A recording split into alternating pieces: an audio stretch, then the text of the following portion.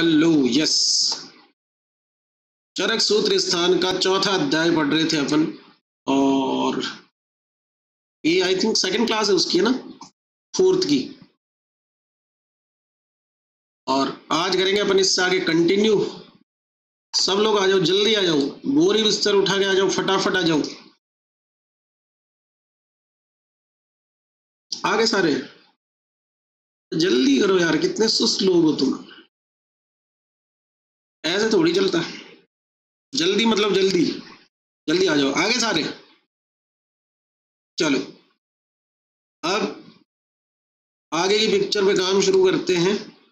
और सबसे पहले ये सुन लीजिए आप, आस्थापन जो द्रव्य थे, आस्थापनोपक महाकषाय के, वो अपन ने पढ़ लिए थे लास्ट क्लास। और आस्थापन शोधन बस्ती है तो त्रिवर्त और मदन फल ये दोनों होंगे, दोनों ही शुद्धि करते। एक ऊर्ध्व शुद्धि में श्रेष्ठ है, एक अधो शुद्धि में श्रेष्ठ है। कुल मिला के चिपके हुए दोषों को हटाएंगे, शोधन कराएंगे।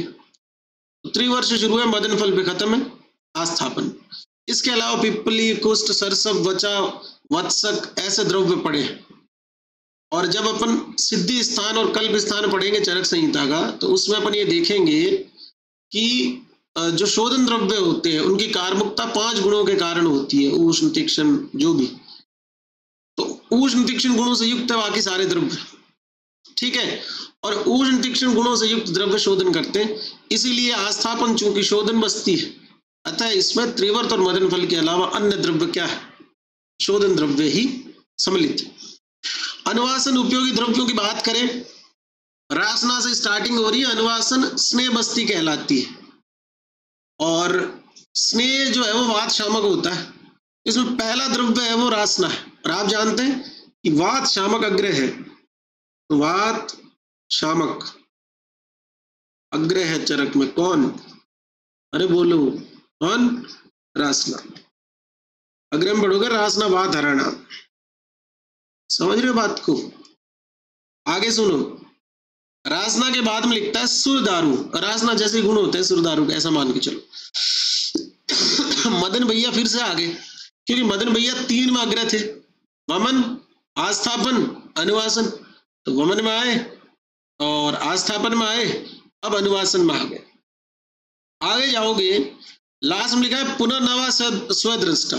देखो, पुनर्नवा और स्वदृष्टा, स्वदृष्टा गोक्षुर को बोलते हैं। और आप जानते हैं ये दोनों ही द्रव्य मूत्रल है, मूत्र विरेचक है। कभी कभार इस लाइन को एग्जाम में दे देते हैं और पुनर्नवा स्वदृष्टा पे खत्म कर देते हैं। वो क्या चेक करना चाह रहे? वो ये चेक करना चाह रहे कि तुम इसका आंसर गलत करके और इनको मूत्र विरेचक कर दो। लेकिन मूत्र विरेचक महाकषाय तो भी आगे आएगा, वो इनसे बिल्कुल अलग है। क्या है कि रासना से शुरू हो, रासना सुरदारू, मदन फल पड़ा और पुनर्नवा स्वदृष्टा ऐसे लिखे हो आगे। ऐसा महाकषाय कौन सा है? अनुवासन उपयोगी महाकषाय, ठीक है। आगे बढ़ते हैं। इसमें आगे बढ़ोगे तो अगला महाकषाय आएगा शिरोविरेचन। और यहां पर जिसने बात मानी है, कौन सी वाली?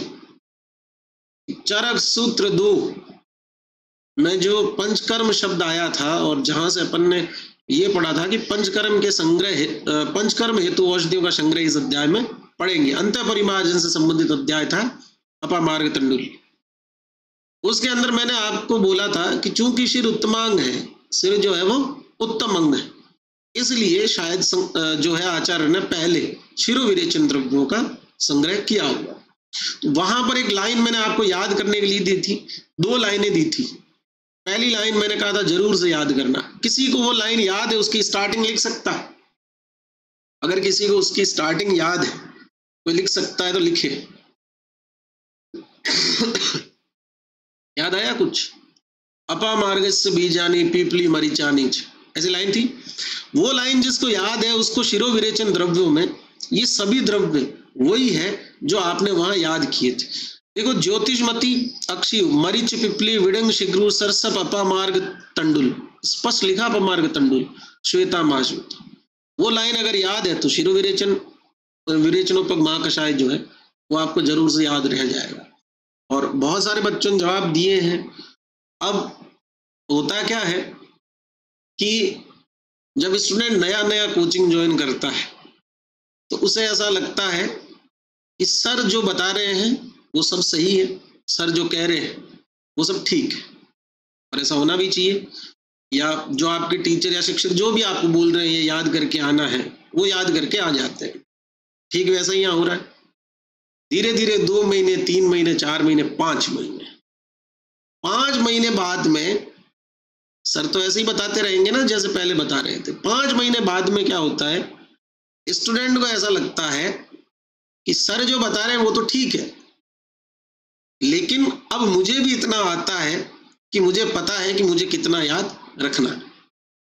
फिर महीना 1.5 महीना और निकलता है, दोनों चरक दोनों शिष्ट हो जाती है। तब स्टूडेंट को लगने लगता है कि अब जो मैं करूंगा वही सही है, अब मेरे हिसाब से जो मुझे ठीक लगेगा मैं वो करूंगा। फिर एग्जाम से 1-2 महीने पहले टीचर ऐसे बताते हैं कि ये शेड्यूल बना के पढ़ो, इतने दिन में पढ़ो, फास्ट रिवीजन करो, इतने दिन में आपका सिलेबस हो जाना चाहिए। उस टाइम उसको लगता है सर को मेरी स्थिति के बारे में पता नहीं है, सर कुछ नहीं जानते मेरी स्थिति के बारे में, सिर्फ मैं ही सही। और जब वो एग्जाम दे के आता है या एग्जाम में जब उस पेपर उसके सामने आता है, उसे फिर लगता है क्या सर सही थे, मैं बुद्धू था। इसलिए जो डेडिकेशन स्टार्टिंग में है वही डेडिकेशन जिसकी लास्ट तक रहेगी। वो जो शुरू से बातों को ऐसे मान रहे हैं वो लास्ट तक मानेंगे, उनका सिलेक्शन लगभग तय है। बात समझ पा रहे हैं? चाहे वो टेस्ट अटेंड करने की बात हो, चाहे वो टाइम पे क्लासेस लेने की बात हो, वो साथ में रस और द्रव्य गुण पढ़ने की बात हो, बहुत सारी बातें होगी आगे जाके। तो अपने आप के अंदर कोई भ्रम मत पलने देना। मैंने स्टार्टिंग में तुमको कहा था कि 1 साल के लिए मान लेना कि ये आदमी मेरी पढ़ाई से रिलेटेड जो बात कह रहा है मुझे वैसे करनी है, चाहे मेरी खुद की बुद्धि से कितनी खुरापात सूझे, मुझे कितने आलस आए, चाहे रो धो के एक बार मुझे ये जो बोल रहा है वैसा करना पड़ेगा। ठीक है, ऐसे काम मत करना।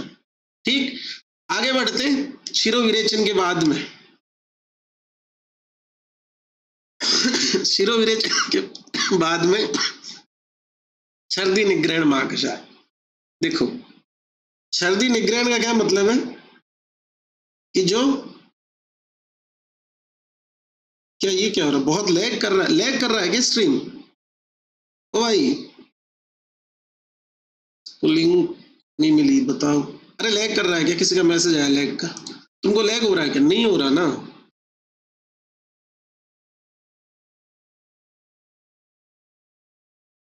एक कोई न्यू है यार, उसको बता देता हूँ, उसको पता नहीं है ना।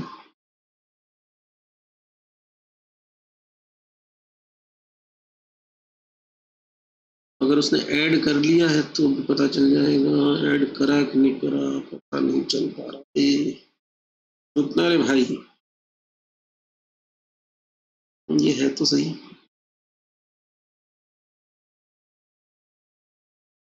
एक सेकंड रुक जाना।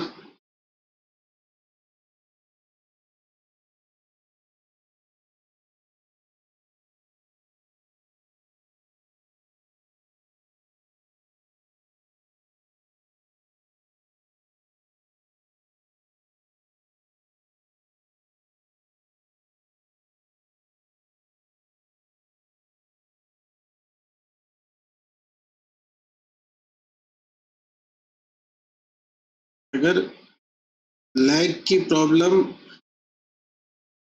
कौन कह रहा क्लास चल तो रही है,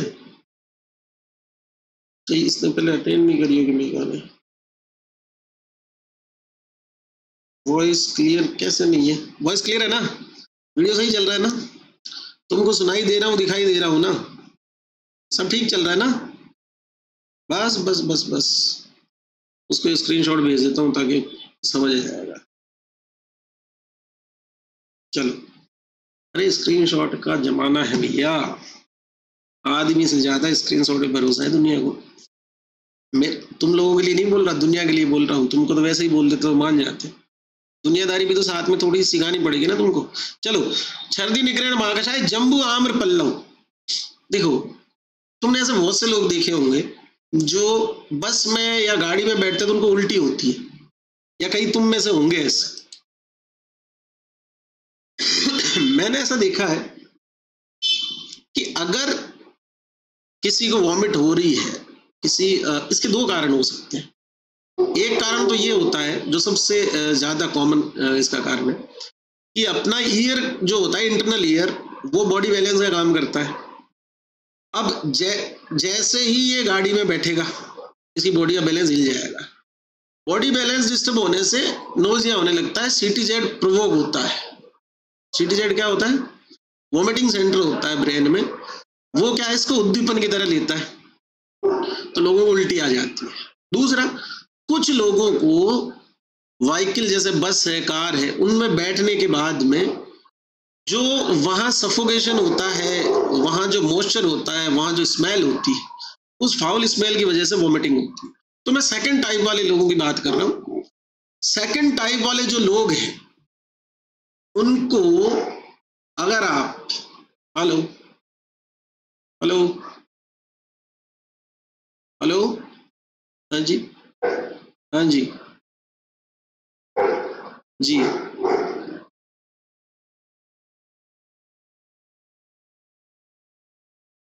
कहाँ से बोल रहे हैं आप? मैं आपको एक क्लास खत्म करके कॉल बैक करता हूँ। जी, थैंक यू। चलो अब सुनो, तो जो दूसरे टाइप के लोग हैं ना, अगर प्रॉब्लम सेकंड टाइप वाली है तो ऐसे आदमी को आप क्या करो, जो सिट्रस फ्रूट आते हैं ना, या तो उनके छिलके, या जिन पौधों के पत्ते खुशबूदार होते हैं, जैसे मैं तुमको बताऊं, जामुन के पत्ते, आम के पत्ते, इनके खुशबूदार जो पत्ते होते हैं उनको थोड़ा सा मसल के और उसके हाथ में पकड़ा दो, और उसको बोलोगे तेरे को फाउल स्मेल जो है वो लेनी नहीं है, तेरे को क्या करना है, इसको हाथ के आगे रखना है। अब तुम कह रहे हो सर आप यहाँ पे कोई परफ्यूम बता देते। अब परफ्यूम जो है ना वो तो केमिकल हो गया ना, ये ऐसी चीजें जिससे नुकसान नहीं होगा। पिछली बार की क्लास की बात है, एक ने किसी ने लिखा था चैट में कि सर उसको कपड़ों में रखने वाली गोली हाथ में दे दे तू, वो मर जाएगा आधे घंटे में, नेपलिन होता है उसके अंदर। तो अगर ऐसी चीजें उसके हाथ में दे दे तो उनकी स्मेल से क्या होगा कि उसको फाउल स्मेल नहीं आएगी और वो कंफर्ट फील करेगा, तो उसको वॉमिट नहीं होगी। कुल मिला के बात का मतलब समझो, जो रुचि उत्पादक चीजें हैं, जो सुगंधित द्रव्य है, वो वॉमिटिंग के सेंसेशन को सप्रेस करते, फर्स्ट थिंग। सेकंड थिंग, सर्दी रोग या लगातार वॉमिट होना, या लगातार की जगह अगर यहाँ पर आप ऐसे मानो कि वॉमिट हो रही है, फिर आज मॉर्निंग हुई, दिन भर कुछ नहीं खाया, नोजिया रहा, शाम को वापस वॉमिट होगी, तो ऐसे केस में आयुर्वेद के पॉइंट ऑफ व्यू से स्तंभन चिकित्सा करते हैं। स्तंभक रस कौन कौन से होते हैं, जल्दी बताओ, क्वेश्चन तुम तक पहुंचे उससे पहले तो आंसर लिखना शुरू हो जाना चाहिए।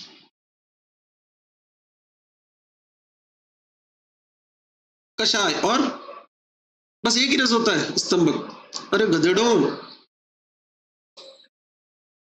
तमक सिखाया था ना, तमक, तिक्त, मधुर, कषाय। अब जामुन की पत्ती और आम की पत्ती, इनसे ज्यादा मैं क्या करूं। अब तो मैं कहा भाई तू लाइव के बाद ही देखना डॉक्टर, अभी तो नहीं हो पाएगा। बीच में तो एक मैसेज किसी को कर रखा है, वो फॉरवर्ड कर दे। ये मैंने पता है नई टेक्निक इजाद करी है, जैसे क्वेश्चन अगर स्टूडेंट डिफरेंट है, क्वेश्चन सेम है, तो मैं ढूंढता हूँ कि ये इसका आंसर किसको लिखा था। भाई क्या हो रहा है, मुझे भी हो गया, सब मुझे भी हो गया, 2-3 को वो हो गया, मुझे भी।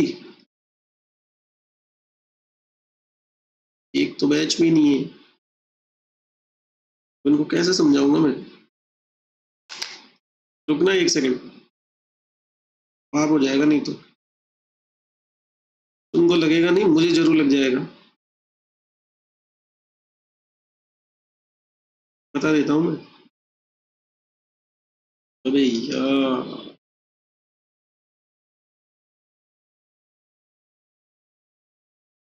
मुझे भी क्यों हो रहा है इतना, सब इतने सारे लोग तो लाइव है सालों, और कितने रह गए बाहर, रहते तो नहीं है ऐसे, कभी कभार नोट ही नहीं आता है, तो उस केस में आपको क्या करना है सुने, अगर नोटिफिकेशन नहीं आए तो ऐप ओपन करना है, बैचेज में जाना है,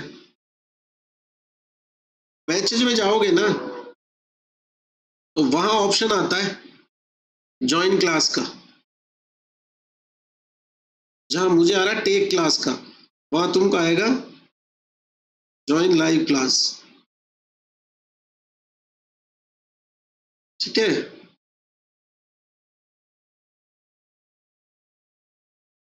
अगर व्हाट्सएप पे डल गया है और मैंने वापस कुछ नहीं लिखा है और क्लास चालू हो गई, ऐसे केस में अगर नोटिफिकेशन नहीं आए तो उधर जाना, बाकी नोटी आ जाता है लेकिन कभी कभार पता नहीं क्यों ऐसे ग्लिच हो जाता है।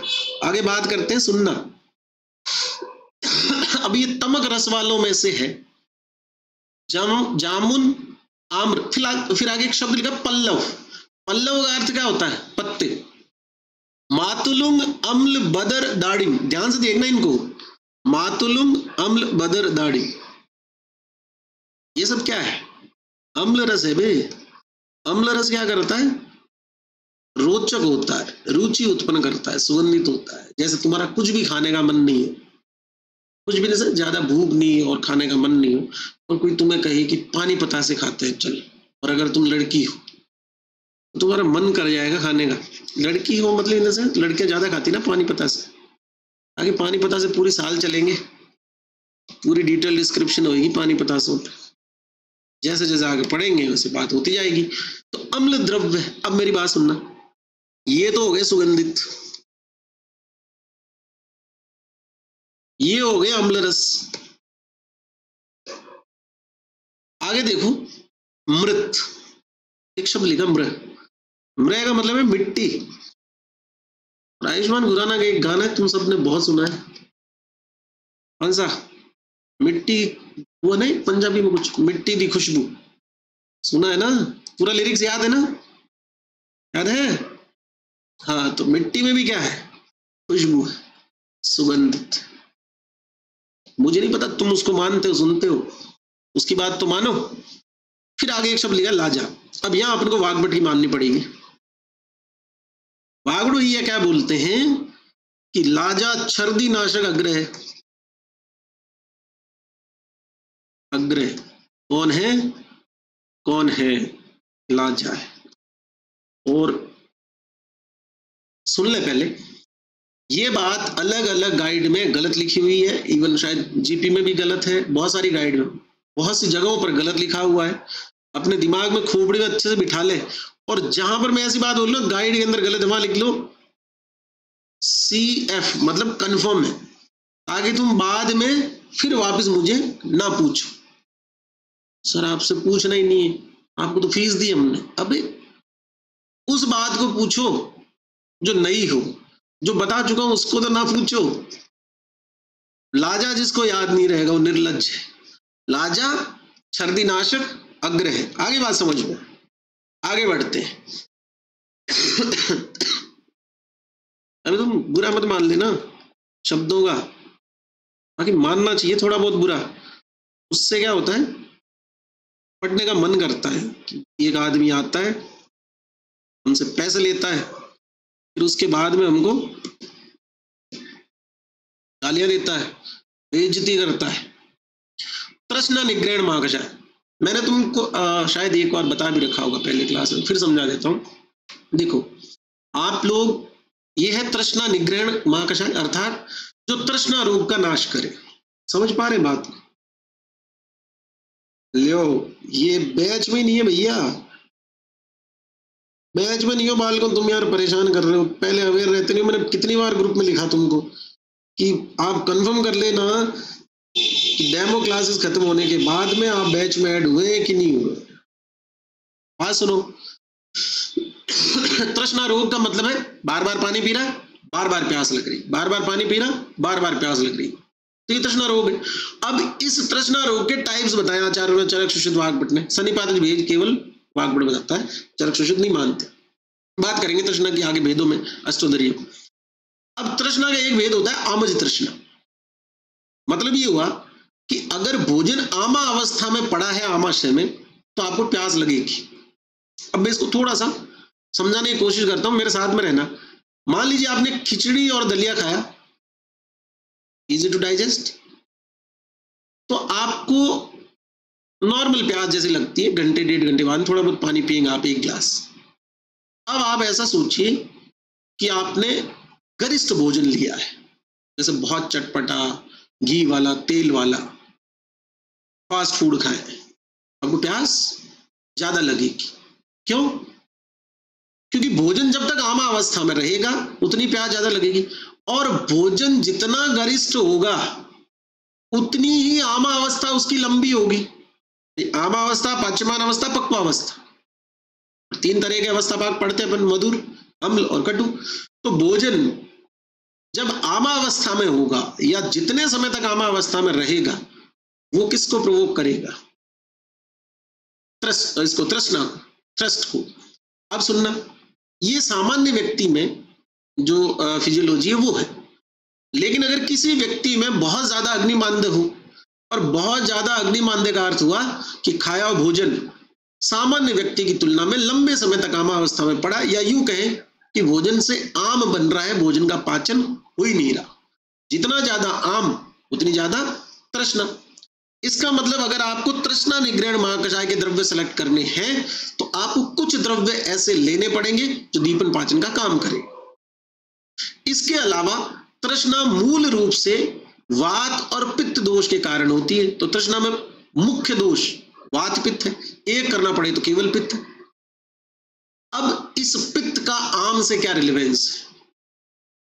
जब भोजन पचता नहीं है तो अम्लीभूत हो जाता है। अम्लीभूत का अर्थ हुआ शुक्तता को प्राप्त हो जाता है, सड़ जाता है, एसिडिक मीडियम में पड़ा रहता है, बर्निंग होती है। और यही इनडाइजेशन अगर बहुत सीवियर है और इसको ठीक नहीं करा जाए तो बाद में फिर क्या बन जाता है? फूड पॉइजनिंग, जिसको अपन बोलते हैं आम विष पॉइजनिंग। विष रेलिवेंस समझ रहे हो? तो आमा अवस्था नॉर्मल है कब तक? जब तक सामान्य तरीके से भोजन को पचने में जितना समय लगता है तब तक। लेकिन आम रोग के स्वरूप उत्पन्न हो रही है तो वो आमज तृष्णा को उत्पन्न करेगी। अब तृष्णा निग्रहण महाकषाय में अगर सिर्फ ठंडे द्रव्य डाल दिए जाते, सब कुछ ठंडा ही डाल दिया, तो आम दोष और बढ़ जाता, तृष्णा और बढ़ जाती। इसलिए तृष्णा निग्रहण महाकषाय में स्टार्टिंग नागर से हो रही है, दीपन पाचन द्रव्य में आता है। और चूंकि इसका विपाक मधुर है इसलिए ये एसिडिटी को प्रमोट नहीं करेगा, चाहे खुद कटुरस है। तो नागर धान्यवास, आगे लिखे ठंडे ठंडे, मुस्त परपटक चंदन किरा तिक्त गुड़ुची हिबेर धान्यक पटोला नीति। अब ये तो मेरे को पक्के समझ में आ रहे हो, तुमको भी समझ में आ जाएंगे कब? जब तुम ज्वर की चिकित्सा पढ़ लोगे, छड़ंग पानी पढ़ोगे तब आएंगे। मुस्त परपटक उसीर ऐसे करके लाइन आती। तो ये सभी शीतल द्रव्य है। ये एक धान्य दिया हुआ है धनिया, धनिये का वीर्य शीत या उष्ण। जो तुक्का लगाया आगे लिख देना, तुक्का ऐसा लिख देना, शीत उष्ण तुक्का ऐसे लिख देना। जिसको पता है वो सही से लिखना। अरे बोल ना भाई, अरे बोल जा बाबू, जल्दी जल्दी। ऐसा होता है, उष्ण होता है। अब सुनना, पिसा मतलब सूखा हुआ धनिया जो होता है वो उष्ण वीर्य होता है। लेकिन अपने आचार्यों ने आर्द्र धन्य के लिए क्या बोला है? आर्द्र धान्य को विशेषतः पित्तनाशन है। भाव प्रकाश की लाइन है, चाहो तो लिख लो। पहले तो ये लिखो, धनिया उष्ण वीर्य, फिर ऐसे लिख देना। फिर कैसे लिखोगे? ठंडा है ग्रीन से लिखते हैं, इतने सारे कलर दिए। आर्द्र धान्यक कैसे लिखते हैं? आर्द्र, द नीचे ऊपर, लियो, हम लिख रहे हैं, देख लेना ऐसे लिख रहे हैं, आर्द्र धान्य विशेषतः पित्तनाशक। ये कौन बोल गए? ये भाव प्रकाश अच्छा बोल गए। तो तुम्हारे साथ में जो फीलिंग रहेगी ना धनिया को लेके, वो रहेगी एकदम ठंडी, लेकिन इसका वीर्य उष्ण होता है। ये बात लिखनी है डायरी में। जब डायरी खुलेगी बहुत सी बातें होगी। क्या होगी? चलो आओ बेइज्जती करें। किसकी करें? तुम्हारी करते हैं। देखो कितने गलत जवाब आते हैं, मैं लिखता हूं, ठीक है? मुझे बताना, लौंग या लवंग का वीर? संहिता क्लास वाले जिन्होंने पुराना पढ़ रखा हो मत बताना, तुम तो देख रहे हो, वो मतलब देखा हुआ लिख रहे हो। पहले लिखा हुआ देख के लिखा था, अब लिखा हुआ देख के वापस लिख रहे हो। अरे कैसे कहूँ मैं इसको? लिंक नहीं होता इसमें, लिंक थोड़ी आता है।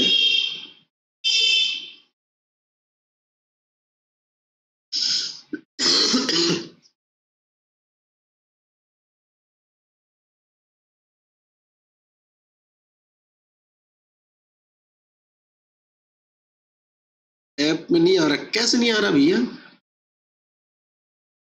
एक सेकंड, हाँ भेजो। तुम थोड़ा शांति रखना, तुम आंसर करना। लौंग का वीर लिखो, आंसर लिखो इसका, शीत वीर। हाँ सर, शीत वीर। सर आपका ध्यान फोन में, आप गलत बोल रहे हो। अबे गलत नहीं बोल रहा हूँ, सही बोल रहा हूँ, लिखो लवंग शीत वीर। अबे भैया मेरे, क्या ही बोलो, क्या बोले माल को यार। तुमको आती नहीं जरा सी बात समझ में।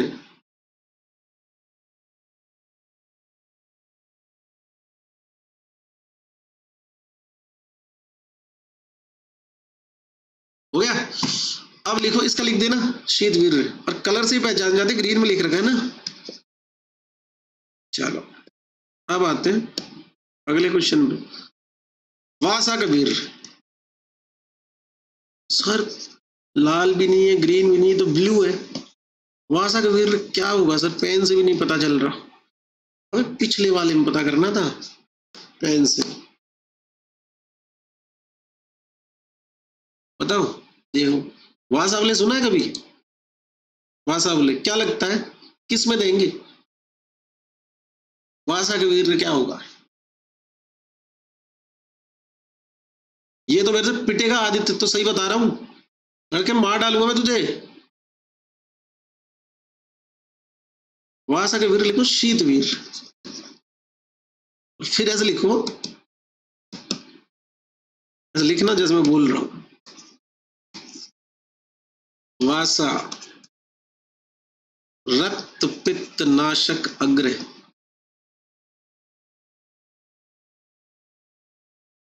कौन बोला? वाकपट। डायरी की 3 बात हो गई। धनिया का वीर उष्ण, लवंग का वीर शीत, वासा का वीर शीत। अब एक और बता दो यार, चलो बस कोई मैसेज ना हो। अब ये बताओ, तुम बुला दिया ना, ये तो पक्का सही बता दोगे। गुरुजी का वीर नहीं बताओ तो कोई बात नहीं, आज तो बेइज्जती का दिन है ना। पक्का गुरुजी का वीर पक्का उष्ण है ना? पक्का। मतलब पक्के के आगे तो बोलती नहीं, फिर क्या है? उष्ण। और मैं कहूँ गुरुजी का विपाक, ये तो बता दिया सालों तुमको, ये बता दिया। अंगूठा लगवा ले, अंगूठे का ऑप्शन व्हाट्सएप में आता है यार, इस चैट में आता नहीं, वो होता है ना अंगूठा लगवा लो वैसे। बोलो भैया, गुरुजी का वीर उष्ण, गुरुजी का विपाक बोलो मधुर। क्या लिखोगे? सालों मधुपर्णी बताया था, कूट डालूंगा मैं यहीं पे। मधुपर्णी इसलिए तो पर्याय था इसका, वरना इसका पत्ता कभी हाथ लगा के थोड़ा चक्के देखना, पता चल जाएगा कितनी मधु पढ़नी है ये।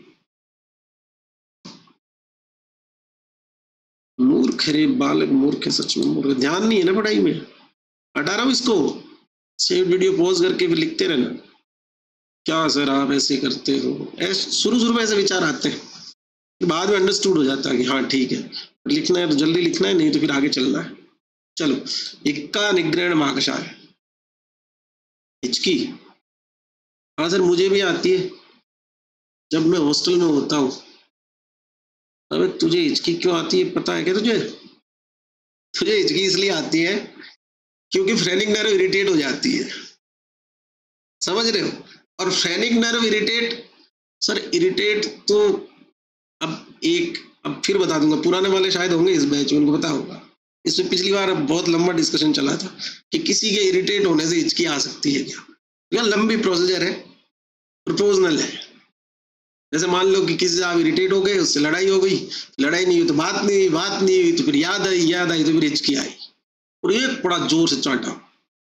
डॉक्टर बनने जा रहा है, बावली बातें कर रहा है, फ्रेनिक नर्व इरिटेट होगी तो हिचकी आएगी, फ्रेनिक नर्व कंप्रेशन होगा तो हिचकी आएगी। आगे कोई याद करेगी या करेगा, कुछ नहीं आएगी। समझ आ गई बात? सारी बातें फर्जी है।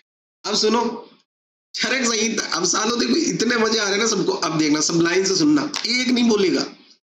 जिसने पहले पढ़ लिया संहिता भेजो वो पक्का बता देगा, या जिसने ढंग से पढ़ाई करी वो बता देगा। चरक संहिता के चिकित्सा स्थान के 17वें अध्याय का नाम क्या है? चरक संहिता के चिकित्सा स्थान के 17वें अध्याय का नाम क्या है? क्या नाम है? क्या नाम है? इक्का श्वास। इक्का कौन? हिचकी। इसका मतलब ये हुआ, अच्छा ये मुझे पता, ये तुमको पता था, अरे डट जा आवले। अब उन दोनों चैप्टर को साथ क्यों रखा? तो एक लाइन आती है कि इनके निदान जो होते हैं ना, और जो लक्षण होते हैं और जो चिकित्सा होती है वो एक जैसी होती है। किसकी? हिक्का और श्वास की। इसलिए दोनों का वर्णन आचार्य चरक ने एक ही चैप्टर में कर डाला। सुश्रुत ने ऐसा नहीं करा, उनको पता नहीं होगा, मेडिसिन के पिताजी तो चरक है। तो हिक्का और श्वास, इन दोनों पर काम करने वाली मेडिसिन एक जैसी होगी कि नहीं होगी? हाँ ना बोलो जल्दी। अबे होगी कि नहीं होगी ना? इसलिए हिक्का निग्रहण के अंदर आप स्टार्टिंग देखो, शटी पुष्कर मूल बदर ऐसा लिखा हुआ है, और जो श्वास और महाकषाय पढ़ेंगे अपन, वहां लाइन आएगी शटी पुष्कर मूल अम्ल वेतस। क्या याद रखोगे? शटी पुष्कर मूल अम्ल वेतस आ गया तो कौन है? श्वास। और शटी पुष्कर मूल बदर आ गया तो इक्का है। ठीक, इससे ज्यादा इस पर ध्यान नहीं देना। ऐसे इक्का इक्का आने लग गए तो फिर क्या ही करेंगे, और आएंगे तो आएंगे, कोई रोक थोड़ी सकता है। अपन क्या सिर्फ पीजी करने के लिए थोड़ी है, जिंदगी बड़ी आगे बहुत कुछ करना है। पीजी होगी तो करेंगे, नहीं तो ठीक है। अच्छा अब सुनो, तो स्थिति ऐसी कि हंस नहीं सकता, और क्लास आने से पहले एकदम पूरा तैयार होके आया हूँ। एक मोन्टेलिकास खाई है, कब सिरप की 4-5 ढक्कन पिए हैं, 4-5 स्ट्रेप्सिल्स यहाँ बैठे बैठे खा ली मैंने। फिर ये सब मार्क कर दिए कि मुझे कम बोलना पड़े आज। लेकिन क्या है ना कि वो आदमी अपनी आदत से लाचार होता है, नहीं रहा जाता उससे। मतलब मुझे ऐसा लगता है कि ये मेरी व्यक्तिगत समस्या है कि मैं बात को पूरा एक्सप्लोर करे बिना ऐसा खुद जो है संतुष्ट नहीं हो पाता कि यार आगे वाले को समझ आ गई होगी, ऐसा मुझे लगता है। तो इस चक्कर में ज्यादा बोल जाता हूँ, ऐसा मतलब मुझे लगता है मेरे बारे में। तुम्हारी भी कोई होगी ऐसी कोई कमी या जो तुम्हें लगती हो? तो मुझे मेरी ये कमी लगती है कि शायद मैं एक्सप्लेनेशन में ज्यादा चीजों पे चला जाता हूँ।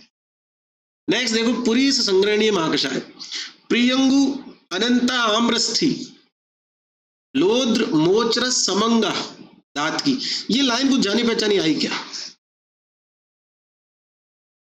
ये वाली लाइन कुछ जानी पहचानी आई क्या महाकषाय में से? किसमें थे? संधानीय में।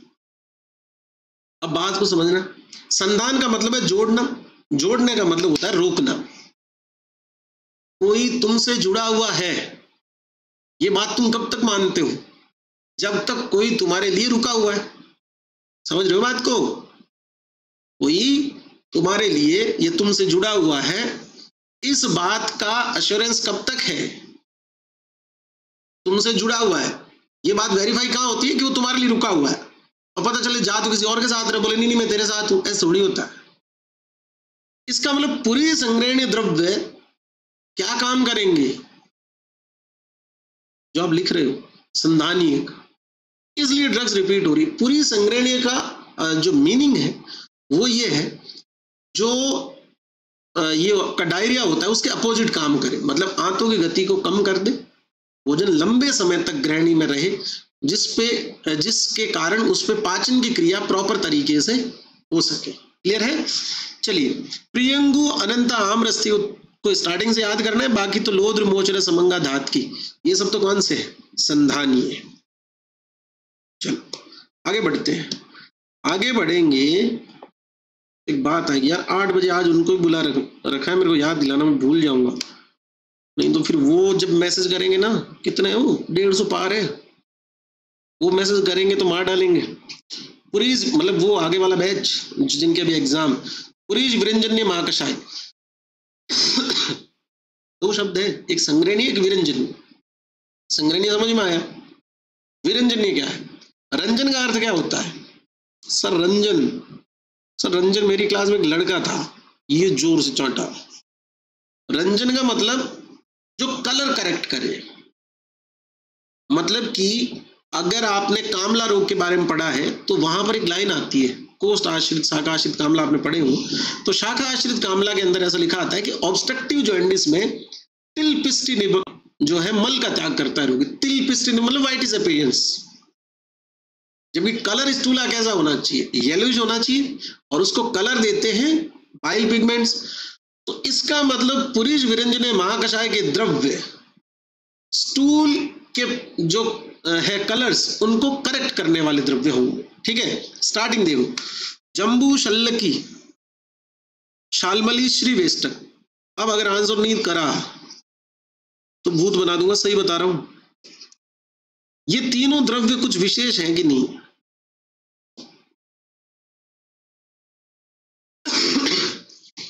ये तीनों द्रव्य क्यों विशेष? शल्लकी, शालमली, श्रीवेष्टक, इनको मैं एक साथ क्यों बोल रहा हूं? इनके बारे में कुछ पढ़ा है? अभी तो लिखाया है निर्यास वाले, मतलब जिनके निर्यास है, जैसे श्रीवेष्टक या गंध विरोजा था, जैसे शालमली, जैसे शल्लकी।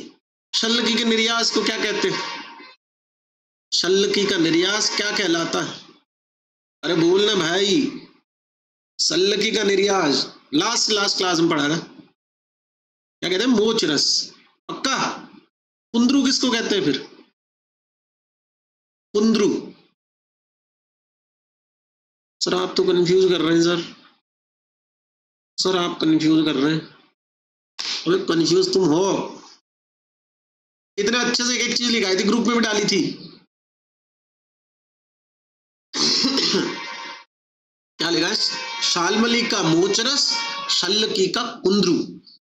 पहले शल्लकी है, शल्लकी का निर्यास कुंद्रू कहलाता है, शालमली का मोचरस कहलाता है। फिर श्रीवेष्टक या गंध विरोजक किसका निर्यास है? श्रीवेष्टक या गंध विरोजा किसका निर्यास है? सरल का। किसका?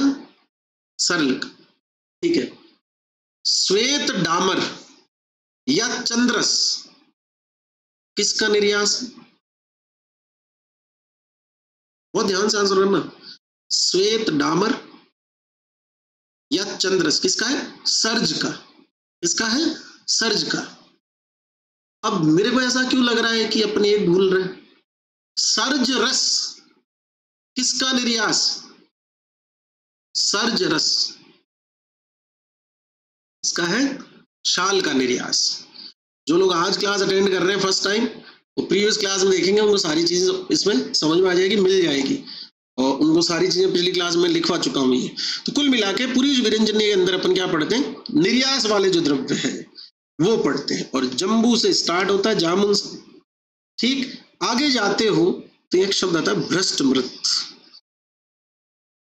मेरी बात सुनना, केवल मिट्टी में क्या थी? सिर्फ मृत थी, मिट्टी थी। तब उसमें मैंने तुमको क्या बताया था, क्या था? मैं डांटूंगा, सही बता रहा हूं, आंसर करो इसका। उसमें खुशबू थी, और खुशबू से क्या हो रहा था? छर्दी निग्रहण हो रहा था।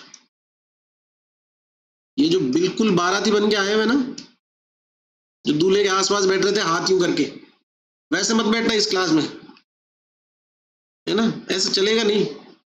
और ये क्या पढ़ रहे हैं? भ्रष्ट मृत। भ्रष्ट मृत जो है ये क्या देगी? रंग देगी। रंग मतलब कलर। दो स्पेलिंग होती है कलर की, एक COLOUR होता है, कुछ लोग COLOR भी लिखते हैं। सर आप तो इंग्लिश में कमजोर हैं, आपको कैसे आती? मैंने भी तुम्हारी तरह रट ली, तुम भी याद करना। अब भ्रष्ट मृत क्या करेगी? रंग देगी। किसको? पुरुष। अब मिट्टी एक जगह और काम आएगी, तीसरी जगह आएगी मृत कपाल। आगे आएगा, समझ आएगा। मृत कपाल मतलब जो घड़ा होता है मटकी का, मतलब मटकी जो होती है, घड़ा होता है जो मिट्टी का, वो जब टूट जाता है तो जो छोटे छोटे टुकड़े होते हैं उनको मृत कपाल कहते हैं। सर मृत कपाल तो मरे हुए आदमी के कपाल को कहते हैं। अरे वो वैसे कहते हैं, आयुर्वेद में मृत कपाल मिट्टी के घड़े के टूटने पर जो टुकड़े होते हैं उनको कहते हैं। ठीक है, अब बात सुना आगे। मृत कपाल जो है वो बहुत ज्यादा पकाते हैं उसको, तो उसमें रंग जो है वो plus plus plus plus plus plus plus plus इतना प्लस हो जाता है कि वो येलो से कैसी हो जाती है? रेड हो जाती है। और शरीर में रेड चीज क्या है? Sir lipstick. एक और चांटा जोर से। अभी शरीर के अंदर से बड़ी, वो तो बाहर से लगाते हैं, क्योंकि रक्त। रेड क्या है? रक्त। इसका मतलब मृत कपाल किसी रक्त वाले महाकषाय में आएगा, और वो महाकषाय कौन सा है? वो है शोणित स्थापन। कौन सा बाबू? शोणित स्थापन महाकषाय। ठीक है, तीनों एक साथ लिख लेना, डायरी में टीप लेना, और टीपने के बाद में टाइम टाइम पे उनको पढ़ना। ऐसा नहीं कि मैंने बोल दिया तुमने सुन लिया और डायरी में लिख दिया, तो फिर डायरी पे तुम्हारा रूममेट एक दिन नमकीन रख के खा गया, वो पेज खराब हो गया, उड़ गया, और उस पेज से 2 सवाल आ गए, और तुम्हारा रूममेट है उसकी डायरी सही थी, उसने दोनों क्वेश्चन कर लिए, उसको सीट मिल गई, अब वो PG के डिपार्टमेंट के अंदर बैठा नमकीन खा रहा है, और तुम फिर कहीं बैठे नमकीन खा रहे हो। नमकीन इंपॉर्टेंट है, लेकिन दूसरे कॉपी पे खुद वाली बचा के रखना। आगे देखो, मूत्र संग्रहणी महाकषाय। अब एक होता है डायूरेटिक, एक होता है एंटी डायूरेटिक। ये द्रव्य जो मूत्र संग्रहणी है ये एंटी डायूरेटिक टाइप के, मतलब मूत्र प्रवृत्ति को कम करेंगे। जंबू, आम्र, प्लक्ष, वटक, पीतोदुम्बर, अश्वत्थ, पल्लता को इग्नोर करना एक बार, ये मैंने वैसे उसमें बता दिया है, उसमें किसमें है वो पूछूंगा अभी। अश्मंतक। अब मैं जिन पे मार कर रहा हूं ना उन पे ध्यान देना। अश्मंतक, पीतोदुम्बर, प्लक्स, वट, ये जो द्रव्य है, ये प्लक्स, वट और ये कपितन, पीतोदुम्बर, अश्वत्थ और अश्मंतक, ये एक विशेष कुल से बिलोंग करते हैं, एक विशेष फैमिली से बिलोंग करते हैं। और उसकी फैमिली कौन सी? इन सब की ये सारे कौन से हैं? तो थोड़ी तो कभी पढ़ी होगी, 11वीं 12वीं में पढ़ी होगी, नहीं तो डीजी में पढ़ी होगी। मोरेसी कुल के प्लांट, तो मोरेसी वाले सारे ही मूत्र को रोकते, मूत्र संग्रहणीय का काम करते। पिछली बार एक ने मेरे को ट्रिक बताई, मैं ट्रिक भी तो तुम लोगों से ही तो सीखता हूं। उसने मेरे बोला सर मोरेसी ऐसे होता है, मैंने कहा होता है, बोला मैं से मूत्र, से संग्रहणी, ऐसा याद कर लूं सर, कर ले, एग्जाम में याद रहना चाहिए, मुझे नहीं पता, किसी चोर के नाम से भी याद करे तो कर ले, लेकिन याद रहना चाहिए। तो मोरेसी वाले मूत्र संग्रहणी होते हैं। अब आगे भल्लातक भैया, और भल्लातक भैया की बात हो चुकी। भल्लातक भैया कौन से दो महाकषायों बताए मैंने आपको, कौन से दो महाकषायों में भल्लातक भैया होते हैं? जल्दी बोलो, अगले बैच वाले आ रहे हैं फिर मुझे नहीं पता।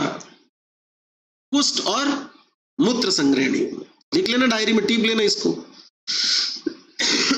आगे चलो, तबीयत थोड़ी सही नहीं है, वरना पूरे करवा देता आज, शायद हो भी जाए। मूत्र, उनको टाइम नहीं दे रखा होता तो पक्के करवा देता। मूत्र विरंजनी, अब सुनो, ये वही रंजन है वापस तुम्हारी क्लास वाला। क्या काम करेगा इस बार? यूरिन के जो पिगमेंट्स हैं उनको करेक्ट करेगा। तुमने कभी यूरिन एग्जामिनेशन रिपोर्ट पढ़ी है? उसमें कलर आता है येलो, पेल येलो, ऐसे पढ़ी है ना, और देखी होगी, ठीक है। अब आपको यहां ऐसे याद रखना है कि मूत्र विरंजन्य महाकषाय में जितने भी द्रव्य है वो ज्यादातर क्या है, कमल के भेद। और डायरेक्ट क्वेश्चन भी आता है कि कमल के भेदों का वर्णन कौन से महाकषाय में बताए? कौन सा है? मूत्र विरंजनीय। अब मैं पढ़ रहा हूं, पद्म कमल ही है, ये उत्पल ये नील कमल है, नलिन ये भी कमल है, कुमुद ये भी कमल है, पुंडरिक कमल है, शतपत्र कमल है। सर कमल ही कमल है बेटा, कमल ही कमल है। और कमल जो होता है ना वो कलर दे रहा है किसको? मूत्र। ठीक, आगे बढ़ते। 10 में से 7 कमल के भेद है बाबू। मूत्र विरेचनीय, वृक्षादनी, स्वदृष्टा, वसूक। ध्यान से सुनना, मैंने भी आपको वहां समझाया था। स्वदृष्टा गोक्षर के लिए आया था, वहां वसूक के स्थान पर पुनर्नवा शब्द था। एक वृश्चिक शब्द आया था, वो श्वेत पुनर्नवा के लिए आता, लेकिन वो यहाँ नहीं। स्वदृष्टा वसूक लिखा हुआ है। अब ध्यान से सुनना, पहली बात इसकी स्टार्टिंग जरूर से याद रखनी है, ये डाययूरेटिक्स है सारे ही, समझ गए? ये सब मूत्र की प्रवृत्ति को बढ़ाएंगे। वृक्षादनी, स्वदृष्टा, वसूक, ये तो याद रह जाएंगे क्योंकि ये दोनों ही तो है आयुर्वेद के सबसे तगड़े मूत्रल। फिर उसके बाद आगे बढ़ते हैं। पाषाण भेद, डायलिसिस करवाएगा पक्का, कोई डाउट ही नहीं है। दर्भ, कुश, कास, गुदेंद्र, उत्कट मूलक। दर्भ, कुश, कास ये तृण पंचमूल में आते हैं और तृण पंचमूल के द्रव्य मूत्रल। अब तुम मुझे बताओगे और नहीं बताओगे तो इतने जूते खाओगे, मैं इतने जूते फेंक दूंगा, यहां से डिजिटली फेंक दूंगा। ऐसी लाइन मैंने याद करवाई थी तुमको, और वो कौन से क्या, देखो साइड में सालों को दिख रहा होगा तो तुम इसको करेक्ट कर दो। पहले इसको करो, इसके आगे क्या लिखूं मैं? डैश डैश कर रखा होगा मैंने पक्का, हाँ डैश डैश ही कर रखा है। क्या लिखूं इसके? कौन सा महाकषाय था ये? स्तन्य जनन महाकषाय था। याद करने को बोला था ना, अब करा है तो पक्का काम हो जाएगा, नहीं तो फिर राम जाने। स्तन्य जनन महाकषाय के द्रव्य इससे मिलते जुलते हैं। तो काम क्या रहा? काम रहा दोनों को डायरी में लिखो। एक को तो पहले लिख चुके हो याद करने के लिए, दूसरे को नीचे ऐसे स्टार डाल के लिख दो कि भैया ये द्रव्य होते हैं, इस तरह के द्रव्य इसमें भी मिलते हैं। आई बात समझ में? चलो आगे। आज तुमने मेरे से बहुत बातें करवा ली, उनको कैसे पढ़ाऊंगा?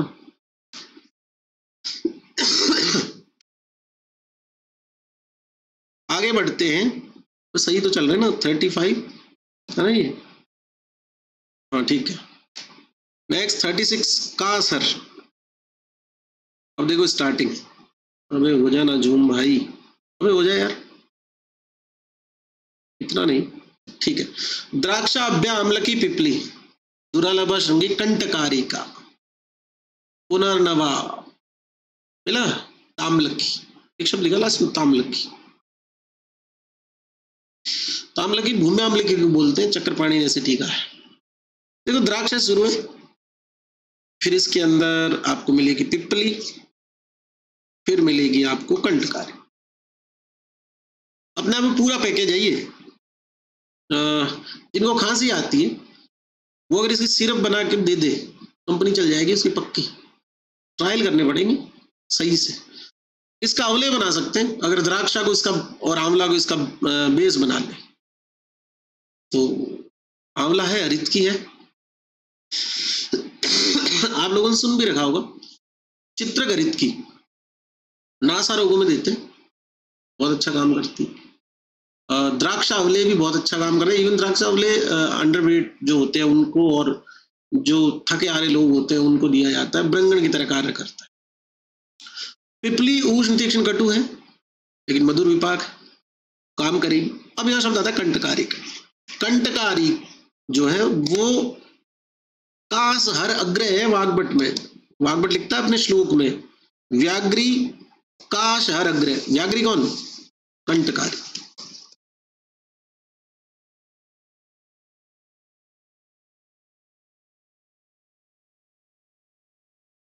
व्याग्री कौन है? कंटकारी। अरे कोई दोनों ग्रुप में कॉमन हो ना, उनको बोलना 15 मिनट बाद आए, जब तक पढ़ लो तुम, ताकि तुम लोगों को कंप्लीट करवा दूंगा मैं। जो भी जिन्होंने ये संहिता क्लास करी है ना, मतलब संहिता क्या है, टारगेट जो सेकंड टाइम कर रहे हैं उसमें जो हो, उनमें से कोई भी एक लिख के आ जाना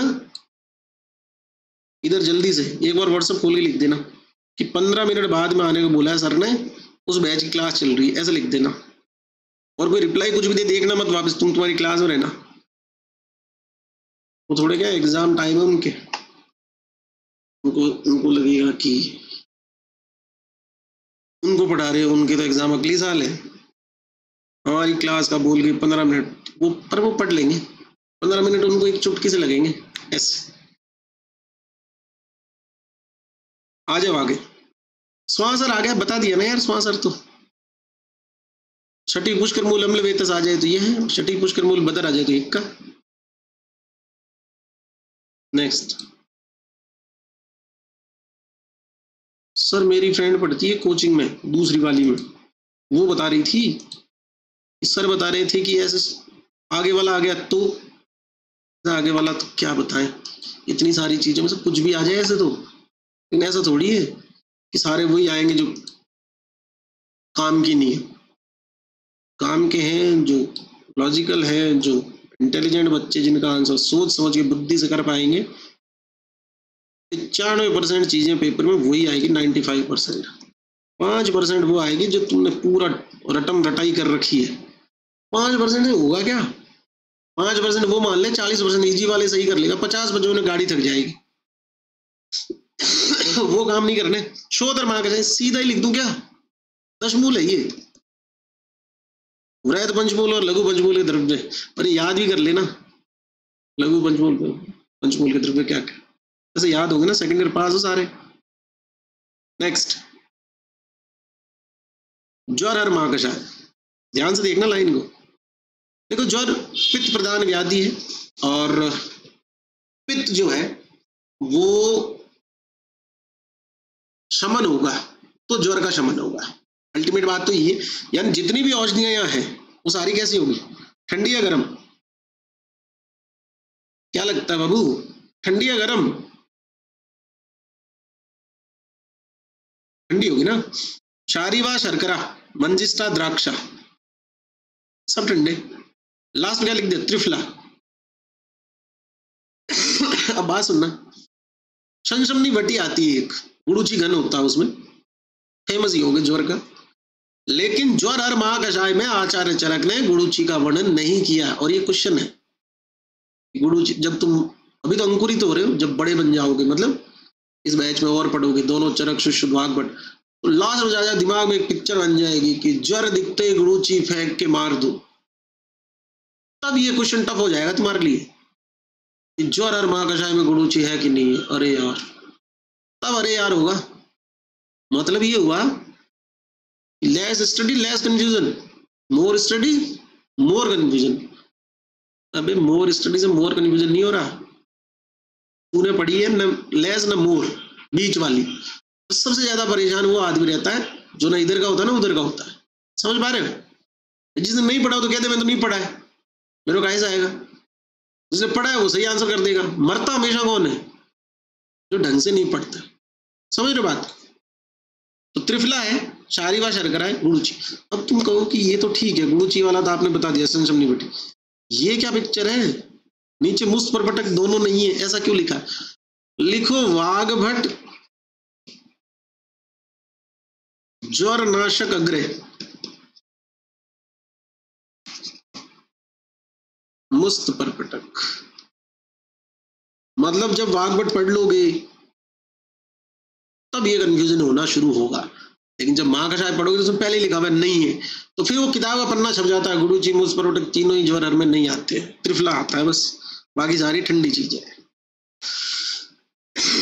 चलिए आगे बढ़ते, आगे बढ़ोगे, बुखार के बाद क्या आती है? थकान आती क्या? आती होगी, तभी लिखा है श्रम हर महाकषाय।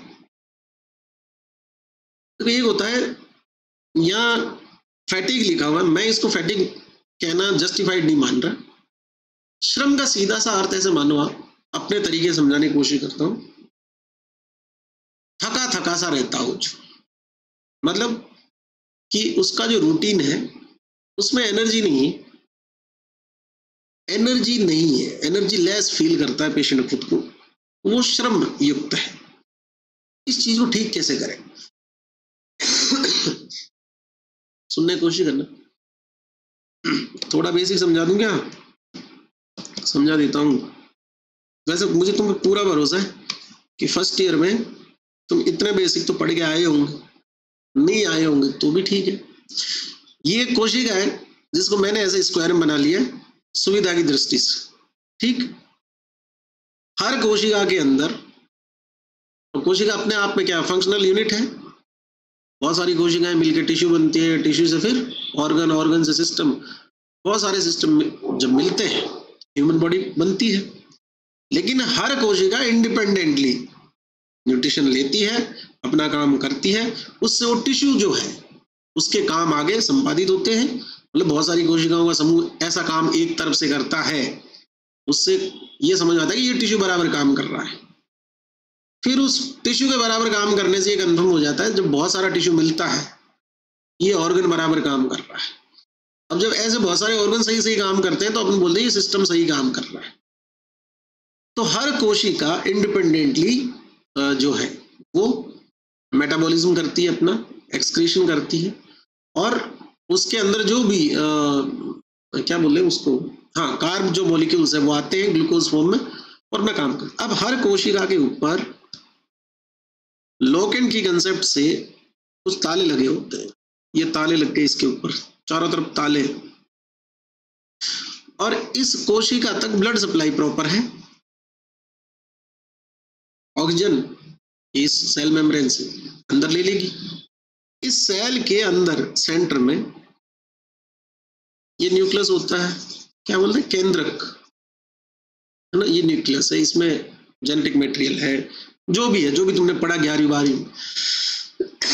मैं साइटोप्लाज्म की बात कर रहा हूं अभी, और साइटोप्लाज्म के अंदर होती है छोटी छोटी बैटरीज, इन बैटरीज को आप बोलते हैं माइटोकॉन्ड्रिया, कोशिका के शक्ति ग्रह। मुझे याद है, देखो अभी भी एनसीईआरटी की लाइन तुम्हें भी होगी। अब बाहर ब्लड सप्लाई के थ्रू ग्लूकोज मॉलिक्यूल्स आए हुए पड़े, ये ग्लूकोज मॉलिक्यूल्स इसके चारों तरफ पड़े, पर शुगर फॉर्म में होंगे, पर अंदर नहीं जा सकते। बीच में कौन होना चाहिए बताओ भाई, इतने तो पढ़े लिखे आदमी हो तुम, भरोसा है मुझे तुम पे। तोड़ो तोड़ो भरोसा, तोड़ो जल्दी तोड़ो। क्या होगा यहाँ पे, ये शुगर मॉलिक्यूल अंदर क्यों नहीं जा रहे, इंसुलिन, सब पढ़े लिखे। देखो अब अगर यहां पर इंसुलिन लग जाए तो ये गेट खुल गया, यहां लग जाए तो ये गेट खुल गया। अब जैसे ही गेट खुला खाना अंदर आया, जैसे ही ग्लूकोज मॉलिक्यूल अंदर आया, तो फिर तुमने फिर पढ़ा होगा 12वीं में या फिजियो पढ़ा होगा कि यहाँ पे एक साइकिल चलना शुरू हो जाता है। सर साइकिल चलती है कोशिका में? हाँ बेटा, कोशिका के अंदर बहुत सी साइकिलें चलती है। कौन सी साइकिल चलती है इधर? कौन सी साइकिल चलती है बे? क्रेब साइकिल, नाम तो सुना होगा, सुना ना? चलो, अब उस क्रेब साइकिल में ये ग्लूकोज के मेटाबॉलिज्म से कुछ मात्रा में ऊर्जा के कुछ कण निकलते हैं। उन ऊर्जा के कणों का मेजरमेंट किया जाता है इसकी फॉर्म में बाबू, एटीपी की फॉर्म में। तो यहाँ बन गए एटीपी, और ये एटीपी आ गई इधर, और इधर ये जो 10% पे था ये हो गया फुल चार्ज 100%। ऐसे करते करते इसकी सारी चार्ज।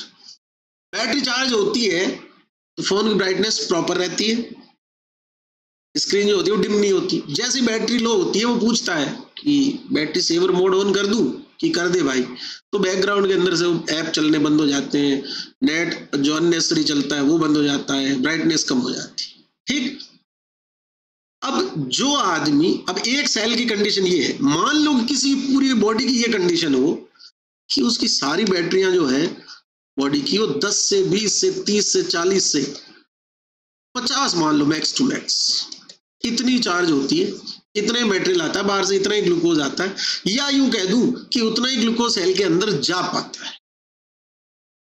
ये दूसरी बात बोली ना, ये तो डायबिटीज होगी, समझ गए कि इंसुलिन प्रॉपर नहीं है या फिर कम है मात्रा में, तो ब्लड के अंदर शुगर खूब पड़ा है लेकिन सेल के अंदर नहीं जा रहा, तो ब्लड शुगर राइज होगा और सेल बेचारी भूख मरेगी अंदर, तो डायबिटीज की कंडीशन है। अब अपन ऐसा मानते हैं श्रमर के हिसाब से कि इस व्यक्ति को ये माल न्यूट्रिशन में है, इसको प्रॉपर खाना नहीं मिल रहा है, पर्याप्त मात्रा में भोजन नहीं मिलने से ब्लड ग्लूकोज लेवल इसका डाउन है, और ब्लड ग्लूकोज लेवल डाउन होने से ये आदमी डिस्चार्ज आदमी है, ये सुस्त पड़ा है।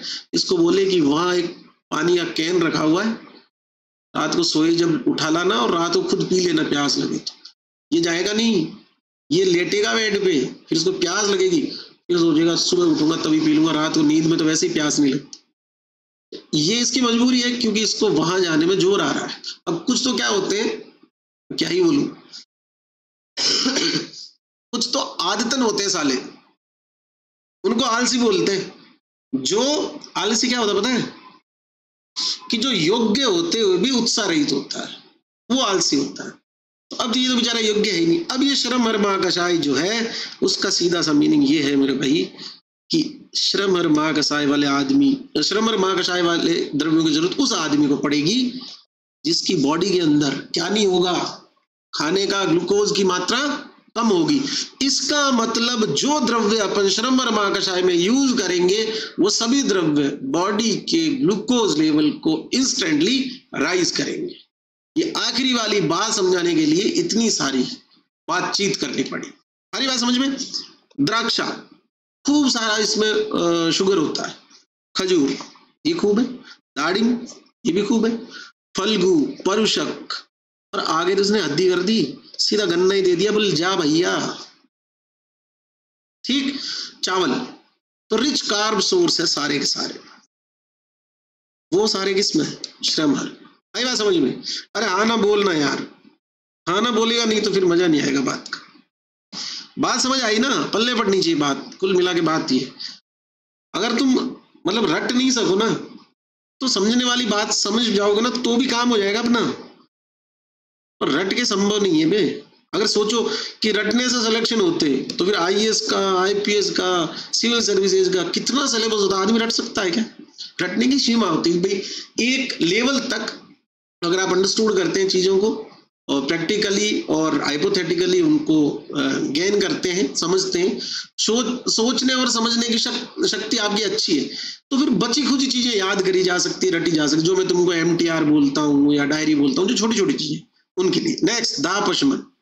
अब यार यहाँ से कल पढ़ेंगे 10वां का शायद बच्चे, कल ये चैप्टर पूरा हो जाएगा, 5वां कल शुरू हो जाएगा, पहला चतुर्थ पूरा हो जाएगा। 5 मिनट की रेस्ट लेनी है मुझे, फिर उनसे बतियाना यार, वो बहुत मिस कर रहे हैं, वो बहुत मैसेज कर रहे हैं कि नहीं हमसे बात करो, आप सिलेबस हो गया उससे मतलब नहीं है, हमें जो है बात करनी, तो उनसे बात करनी जरूरी है यार, उनके एग्जाम भी है महीने पर। और पता उन्होंने आजकल मेरे को नया टैग लगा रखा है, सर को आजकल हमसे मतलब नहीं है, उनके नए बच्चे आ गए ना तो सर उनसे ज्यादा बतियाते, हमसे बात नहीं करते। ऐसी बात है क्या? उन्हें थोड़ी पता कि तुमको कितना डांटता हूँ मैं, कितना बुरा बुरा बोलता हूँ।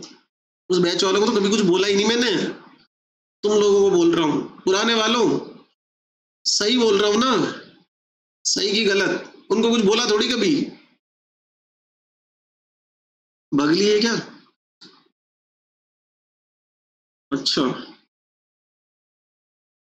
उनको कुछ बोला, बोला कि नहीं बोला उनको? उनको तो नहीं बोला रे इतना। अरे सर उनको क्या क्या बोला सर, आप उन पे ही ध्यान दो। अरे उन पे पूरा ध्यान है, पूरी साल उन्हीं पे ध्यान था, अभी भी उन्हीं पे ध्यान है। उनके सारे टेस्ट वेस्ट सब ओके हो रहे हैं, उनके सबके रिजल्ट चेक हो रहे हैं। इवन सबसे इंडिविजुअल बात होती है मेरी, लेकिन फिर भी वो है ना, उनको माहौल चाहिए थोड़ा हर 5-7 दिन में। अरे आगे आगे आगे बात करते बात करते। जाओ तुम पढ़ना, ठीक है। टाटा टाटा टाटा, जाओ।